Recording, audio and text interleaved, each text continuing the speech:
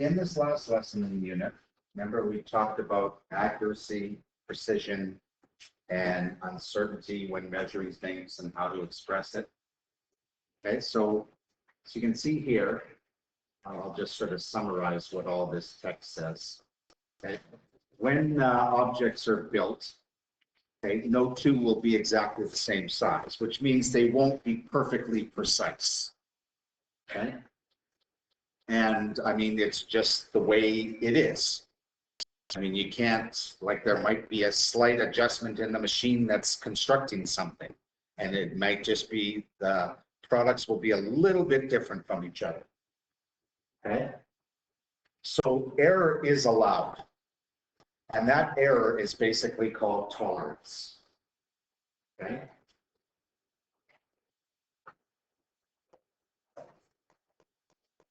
So when designers give dimensions for objects to be built, they know the actual dimensions will not exactly. So they want to come as close as possible to the target value.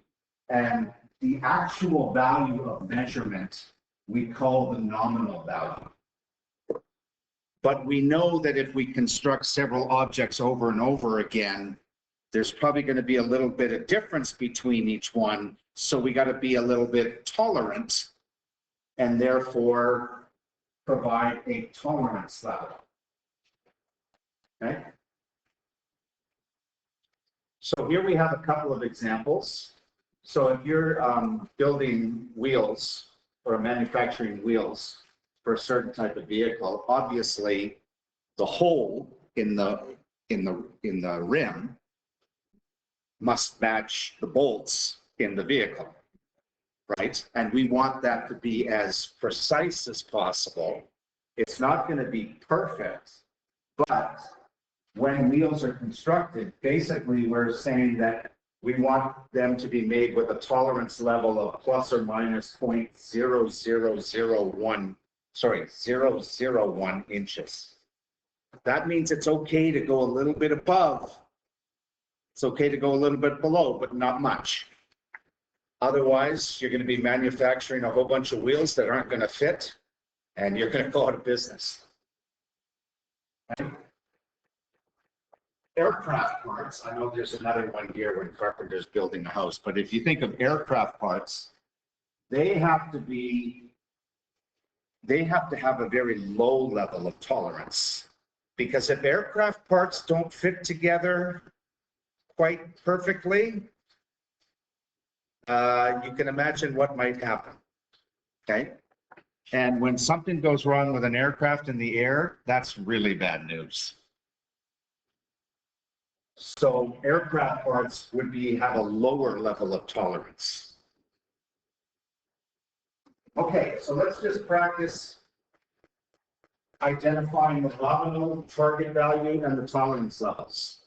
So here, this example says a measurement is calling for 8.231 plus or minus 0.002. All we want to find is the upper and lower limits. Okay, well, first of all, I'll add this. The nominal value is the measurement we got. It's 8.231. The upper limit will be the nominal value, 8.231, plus the tolerance we're allowed, 0.002. And that gives us 8.233. It's pretty straightforward. The lower level, you take the nominal value and you subtract the tolerance. 0.002, and we get 8.229.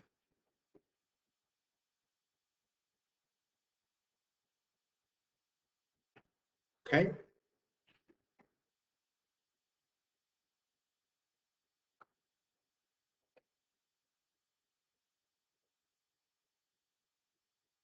So the next one, very similar, except this time we have a fraction. So the nominal value here, the measurement that we got, is 92. We don't know the units. The upper is going to be 92 plus 1 over 4, which is just 92 and 1/4. Or you could change the 1/4 to decimal and do 92.25.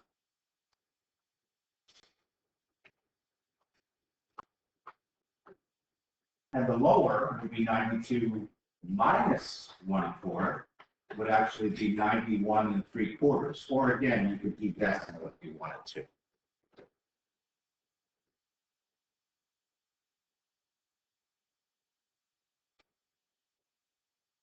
Okay. Now the tolerance, and this is something that I would strongly suggest you put on a reference sheet. Okay. Because it's not a formula you will get.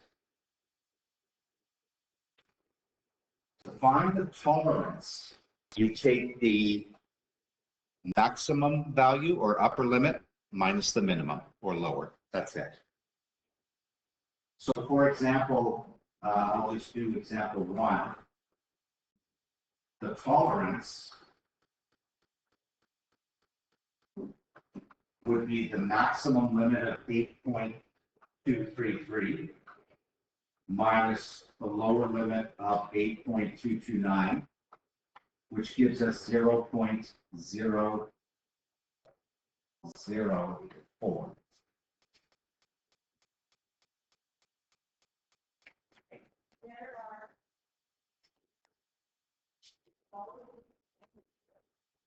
Okay. There's different ways that measurements and their tolerance can be shown. And these are all the different ways. Like they all represent tolerance, but they're just shown in different ways. So for example, one way to show it is just state the minimum value to the maximum. So it'd be 7.75 to 7.79. To find the nominal value, it would be the halfway point between these, or just add them together and divide 2. Okay. Another way you can show tolerance is like we did on the previous page. You show the nominal value, and then how much we're allowing above, and how much we're allowing below.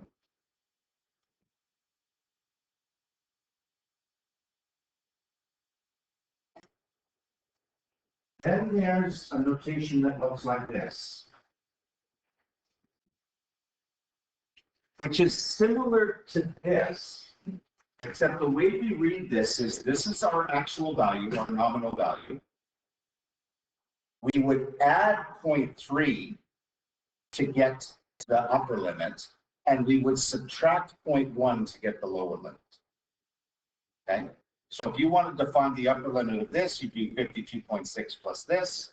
You want to find the lower limit, 52.6 minus this.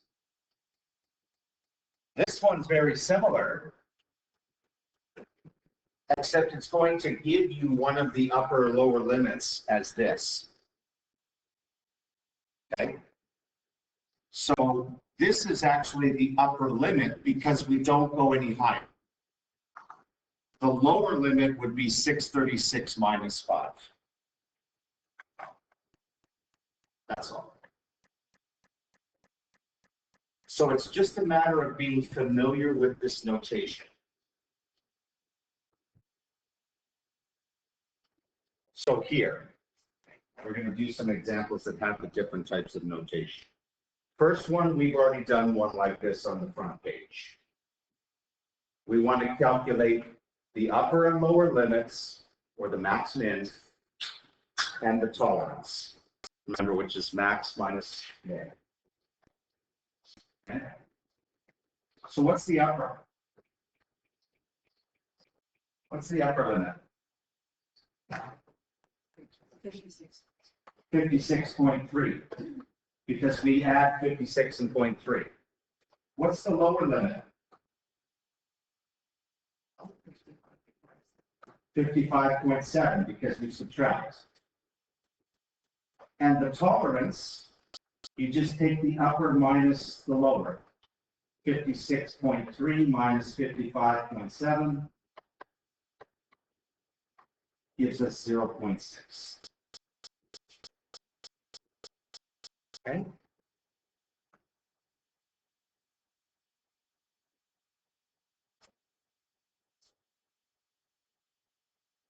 This form is pretty straightforward because it gives you the lower and upper limit. So the upper limit, like we're saying, the measurement goes from 5.23 to 6.34. So the upper must be 6.34. And the lower must be 5.23. Therefore, the tolerance is the upper minus the lower. 6.34 minus 5.23, which gives us what? 1.11? 1.1. Okay.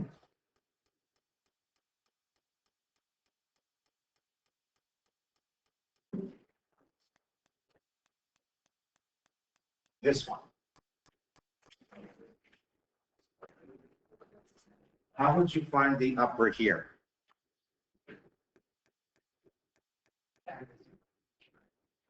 Well, this is the nominal plus the top number gives us 5.7.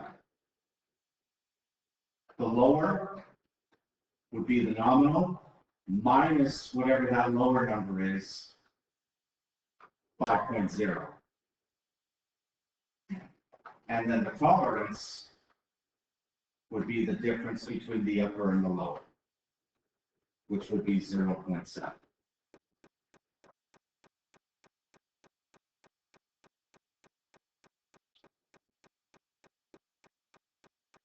And the final example,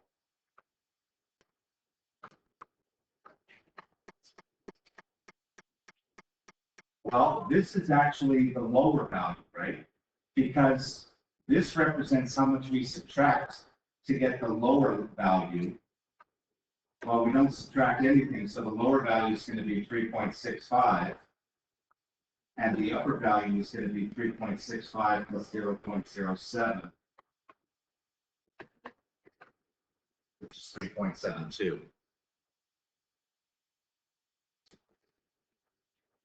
So your tolerance is going to be your upper minus your lower,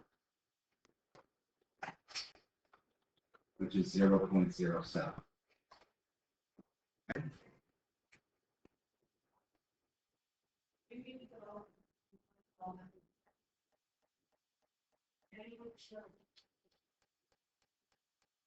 Okay, the final thing we want to look at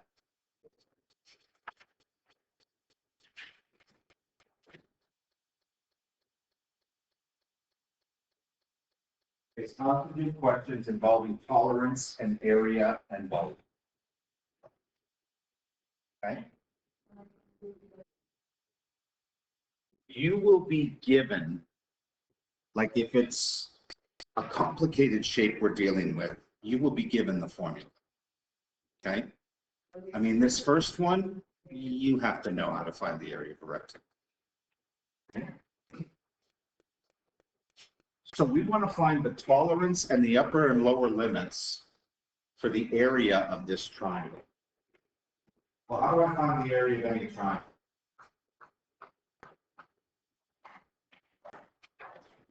Come on. Base times height or length times width. Exactly. Okay, so we want to find the upper.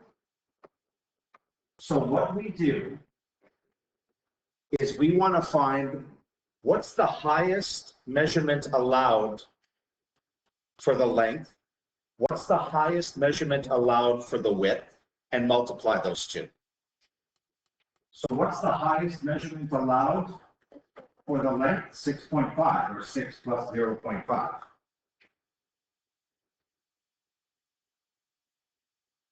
What's the highest width allowed? 2.1, or 2 plus 0.1. So that gives us 6.5 times 2.1, which gives us 13.65 centimeters squared.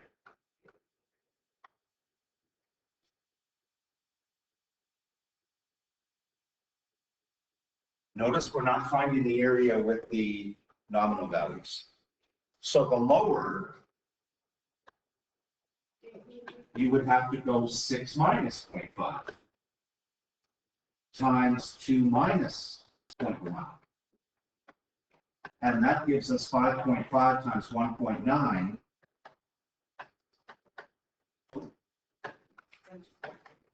which is 10.45 centimeters squared.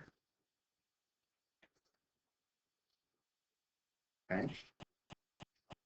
And then the tolerance, again, just the upper minus the lower, or the max minus the min. So the tolerance would be 13.65 minus 10.45, which gives us 3.20 centimeters squared. That's how much we're allowing altogether. Okay. So notice with these ones, you got to do 3 steps.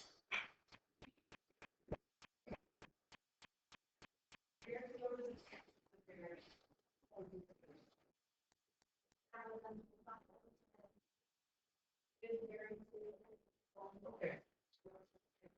These next 2 shapes are 3-dimensional. We're dealing with area and surface area and volume. This is a pretty complex one. So that's why you're given the formula.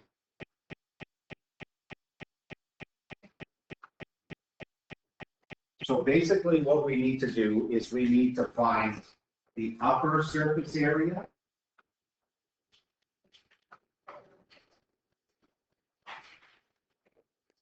and the lower surface area, and then subtract the 2. Well, first of all, I'm going to do this in 2 different colors. So here, for the height, the upper would be 28.7, right? For here, what would be the upper? 12. Because we add 0 to get to the upper, so we just stay at 12. So what we have to do is we have to plug everything in. So 1/2 times 4 times pi times the radius. Well, what's the radius? 12. Nope. Oh, sorry, yes. Oh, they didn't label that well. I should cut that off. No, you're right. The bar says 12. Squared plus 2 times 5 times 12 times 28.7 plus pi times 12 squared. I would suggest what you do is do each of these separately, remembering order of operations, and then add them together at the end. Okay? So remember, we've got to do 12 squared first. Actually, I'll write one more step. So it's going to be 4 times pi times 144. And this is going to be 2 times 5 times 12 times 28.7. And this is going to be pi times 144. So let's do all these multiplications. So 1/2 is 0.5 times 4 times your pi key times 144. And let's, just to be safe, let's go to 3 decimal places. I think that'll be accurate enough. So for this first one, I get 904.779 when I multiply those 4 things together. Now 2 times pi times 12 times 28.7. Again, we get 2,163.92.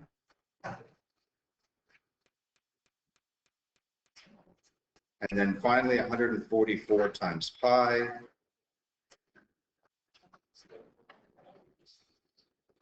gives us 452.389.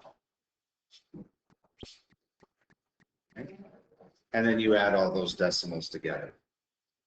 So 904.779 plus 2163.929 plus 452.389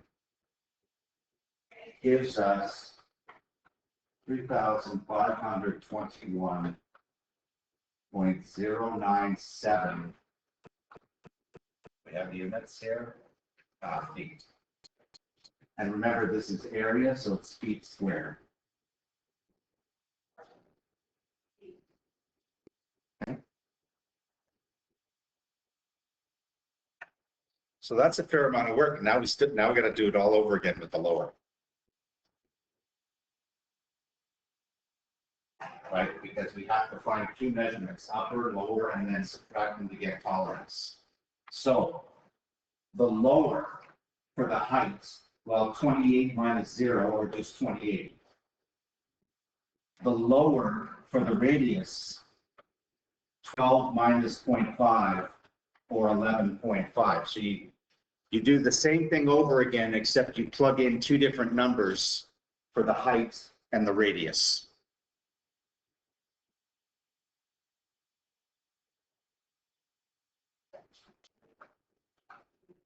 So it's going to look like 1/2 times 4 times pi times 11.5 squared. And then plus 2 times pi times 11.5 times 28. And then plus pi times 11.5 squared.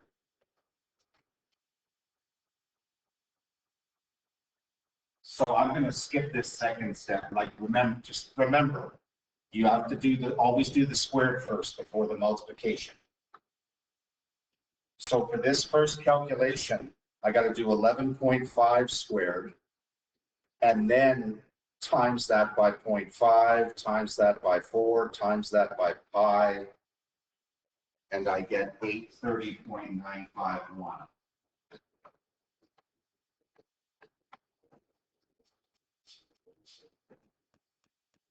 And then 2 times pi times 11.5 times 28,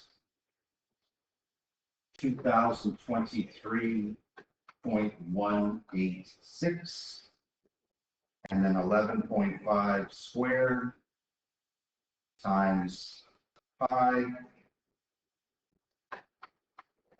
415.476. And then I have to add those together.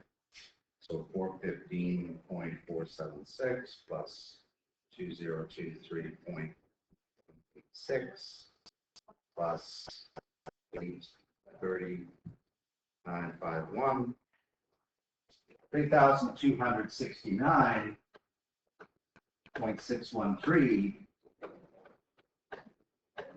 feet squared.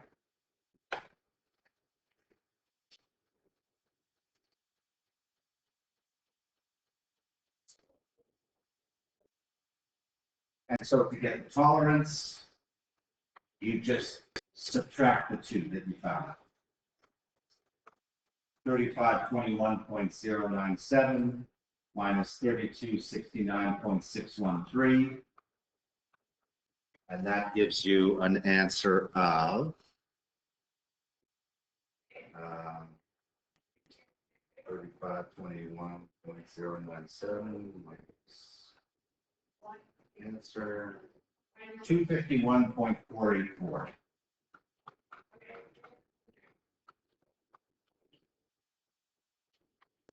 Squared. Okay.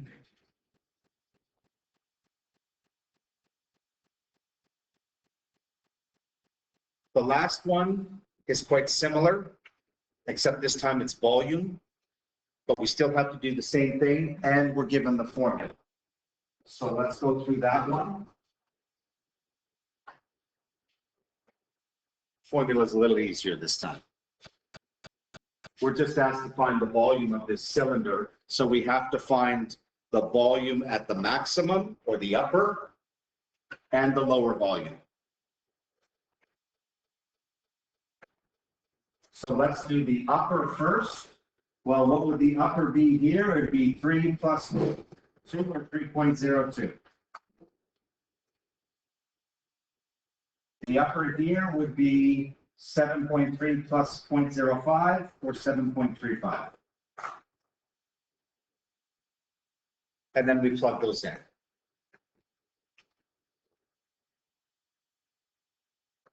So the upper volume is going to be pi times the radius, which is 3.02 squared, times the height, upper height, which is 7.35.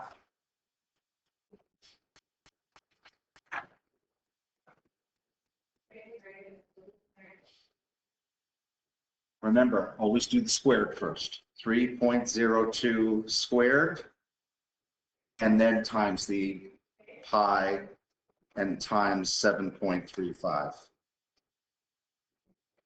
And you get 210.596 inches, and because this is volume, it's cubed. Okay.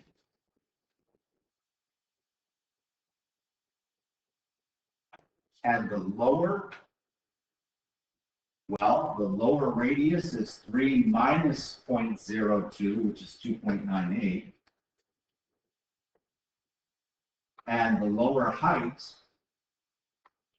is going to be 7.3 minus 0.05, which is 7.25. So you plug those in. So it's going to be pi times 2.98 squared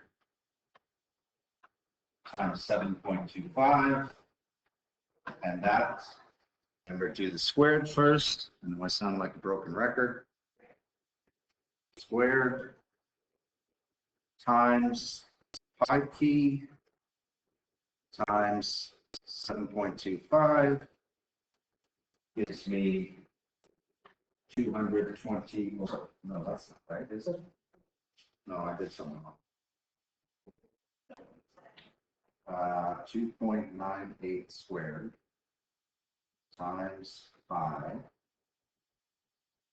times 7.25. Yeah, 202.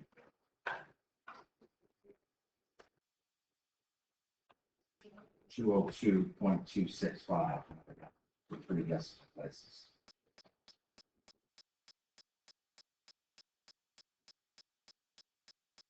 And finally, to find the tolerance, we just subtract those two amounts, upper minus lower.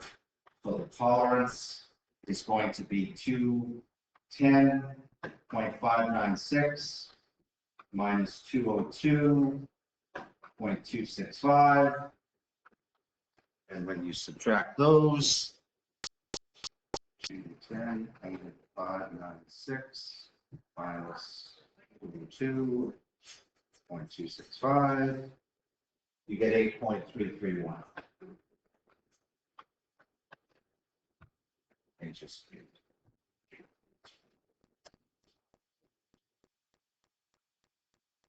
Okay.